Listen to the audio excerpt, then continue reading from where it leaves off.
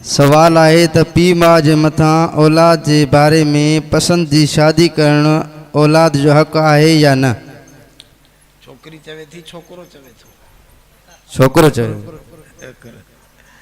भली पी माँ अदा पसंद की शादी तो शादी तोखे छोकरे के चऊं था तो पी माँ जे चवण में बरकत आ। तू पांजी पसंद की शादी कंदे सुभाणे कावड़े वेठो होंदे पी माँ भी मुंह में बोझा हणदई ते चंद्रा तोखे चयो से हेडे पण न परणे ॾिठी न हाणे घड़ी घड़ी पे मेहणा हणदई उन खां सुठो आ त अबे मां जे चवण में बरकत समझी उन ते हले। पर जेकॾहिं तुझे हरूभरू शौक़ आ त अबे अम्मा खे मञाए वठ पेरनि ते हथ रखी।